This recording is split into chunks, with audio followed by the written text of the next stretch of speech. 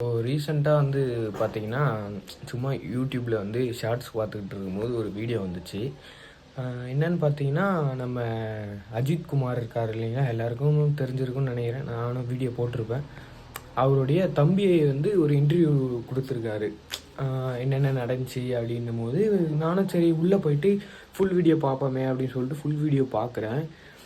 அவங்கள வந்து என்ன சொல்கிறதுனே எனக்கு ஒன்றும் புரியல. அந்த போலீஸ் அவங்கள வந்து என்ன சொல்கிறதுனே எனக்கு ஒன்றும் புரியல. அந்த அளவுக்கு அவரை வந்து கொடுமைப்படுத்தியிருக்கானுங்க. அந்தந்த இடத்துக்கு போயிட்டு என்னென்ன பண்ணாங்க அப்படின்றது மொத்தமாக டீட்டெயிலாக ஃபுல்லாமே ஒரு யூடியூப் சேனல் வந்து இன்டர்வியூ கொடுத்துருக்காரு. ஆனால் இதில் ஒரு வருத்தமான விஷயமே, அவர் இறந்துட்டார். ஆனால் அவர் மேலே ஒரு தப்பு கூட இல்லைன்னு கோர்ட்லேயே வந்து சொல்லிட்டாங்க. பட் ஒரு உயிர் அது லாஸ் தான். இது நான் சொல்லி எதுவும் மாறப்போகிறதும் இல்லை, அவர் திரும்ப வரப்போகிறதும் இல்லை. அவருக்கான நியாயமும் கிடச்சிருச்சுன்னா என்னை பொறுத்தவரை அது வந்து ஒரு 50-50 தான். பட் அவருக்கு என்னென்ன நடந்துச்சு, என்னென்ன கொடுமைகள் நடந்துச்சு, இதுக்கப்புறம் அந்த மாதிரி எதுவும் நடக்கக்கூடாது அப்படின்றதுக்காக தான் இந்த வீடியோவும் போடுறேன். அவங்களும் அந்த வீடியோவும் ஃபுல் வீடியோவும் போட்டிருக்காங்க. ஸோ அந்த ஃபுல் வீடியோவும் நீங்கள் போய் பாருங்கள்.